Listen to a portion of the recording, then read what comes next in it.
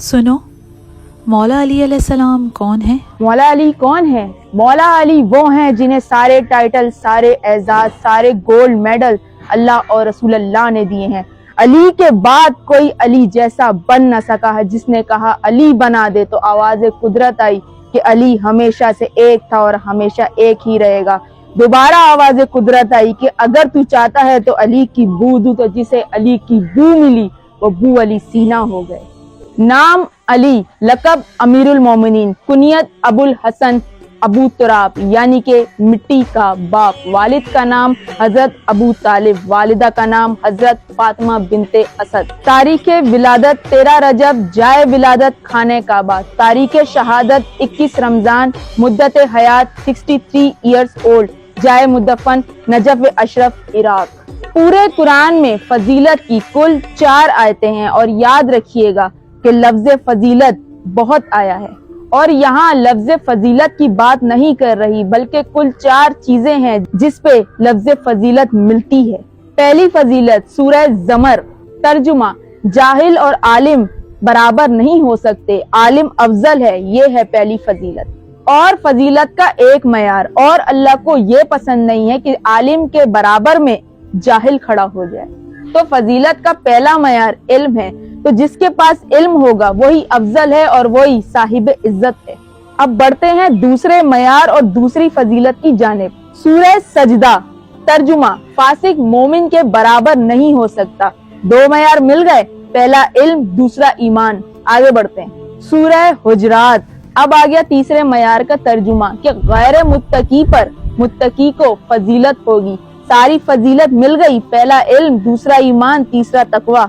अब बढ़ते हैं चौथे मयार की तरफ। कुरान में ढूंढो जरा सूरह निसा में, तर्जुमा कि हमने जिहाद करने वालों को फजीलत दी है घर बैठने वालों पर। ये 4 मयार फजीलत के अपने जहनों में महफूज कर लें, पहला इल्म, दूसरा ईमान, तीसरा तकवा और चौथा जिहाद। इन चारों फजीलतों में एक फजीलत भी किसी में पाई जाए तो वो अफजल है, लेकिन अगर ये 4 फजीलतें किसी एक में हो तो। और फिर हमने जब इल्म पर निगाह डाली तो रसूल अल्लाह फरमाते हैं कि मैं इल्म का शहर हूँ और अली उसका दरवाजा है। और फिर हमने जब ईमान पर निगाह डाली तो मेरे नबी ने खंदक में कहा कि कुल्ले ईमान अली है। और फिर हमने जब तकवे पर निगाह डाली तो मेरे नबी ने अली के कांधे पे हाथ रख कर कहा कि अली इमामुल मुत्तकीन है। और फिर हमने आखिरी फजीलत जिहाद पे निगाह डाली तो मेरे नबी ने कहा कि कल उसको अलम दूंगा जो फरार नहीं करेगा, रुक जाएगा मैदान में। तो फिर रसूल अल्लाह ने फरमाया ये चारों फजीलतें अली और मुर्तजा यानी शेर खुदा में मौजूद। और फिर एक और फजीलत की तरफ इशारा करती चलूंगी, काबे में अली का आना जीती जागती फजीलत है। और फिर अली की मिसाल काबे की मिसाल है। काबा अपना हज करवाने लोगों के पास नहीं जाता, लोग काबे के पास आते हैं। और कायनात में हर साल बाप बेटे के 2 मोजज़ात रुखनुमा होते हैं, एक करबला में और एक काबे में। कि करबला में इमाम हुसैन का सर जिस पत्थर पे रखा गया उस पत्थर से खून का निकलना और गवाही देना कि देखो ए नाना की उम्मत, मुझे बेखता शहीद किया गया।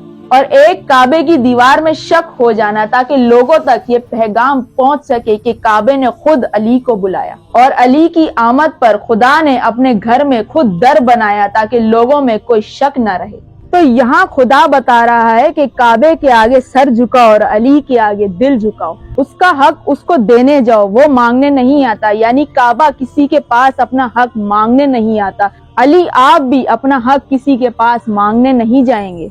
ये अल्लाह ने फरमाया कि अली तेरी मिसाल काबे की मिसाल है। तो काबे की तरफ निगाह करना इबादत है, कुरान पर निगाह करना इबादत है, आलिम के चेहरे पर निगाह करना इबादत है, और इसी तरह बाप के चेहरे पर निगाह करना इबादत है।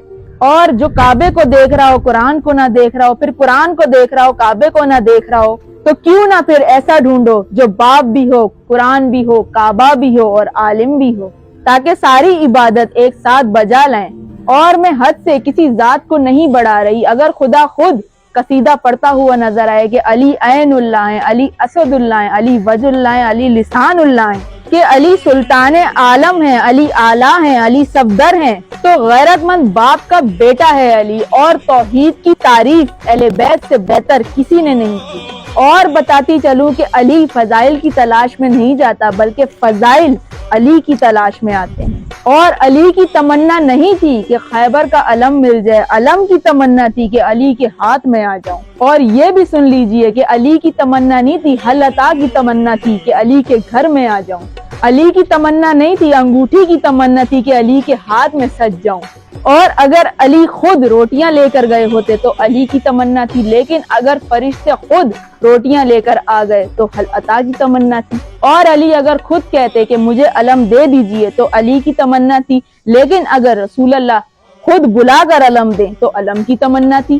اور اگر بنت اسد خود دروازہ کھول کے کعبے میں جاتی تو علی کی تمنا تھی، لیکن اگر کعبے میں خود در بن جائے تو اللہ اور کعبے کی تمنا تھی کہ علی کعبے میں آ جائیں۔ تو غیرت مند باپ کا غیرت مند بیٹا ہے علی، جو کبھی خود فضائل کی تلاش میں نہیں گیا۔ اب جملہ محفوظ رکھنا کہ پورے قرآن میں کل ایک آیت ہے جس پر علی کو ناز ہے۔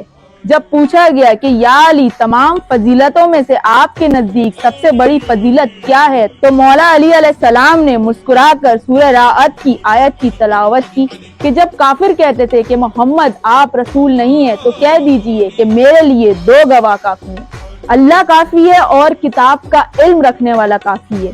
پھر مولا علی علیہ السلام مسکرا کر کہنے لگے کہ میں محمد کی رسالت کی گواہی میں اس کا شریک ہوں جو خود لا شریک ہے۔ اب یہاں پر لفظ بدل دوں تاکہ توحید پرست میرے جملے پر گرفت نہ کر سکیں کہ علی نے کہا کہ میں اس کے ساتھ ہوں جو لا شریک ہے۔ میری سب سے بڑی فضیلت یہ ہے کہ میں محمد کی گواہی میں اللہ کے ساتھ ہوں۔ اب یہاں پر سمجھیں کہ اللہ نے قرآن دے کر گواہی دی اور ایک نے بول کر گواہی دی۔ غور و فکر کریے گا کیونکہ گواہی وہی دے سکتا ہے اور گواہ وہی بن سکتا ہے جو ہر جگہ اس کے ساتھ ہو۔ اب ذرا ذہن کے گھوڑے دوڑاؤ اور غور و فکر کرو کہ جب خدا نے کائنات بنائی تو پنجتن کے نور کو خلق کیا تو وہاں کون کون ساتھ تھا؟ اللہ، محمد، علی، فاطمہ، حسن اور حسین۔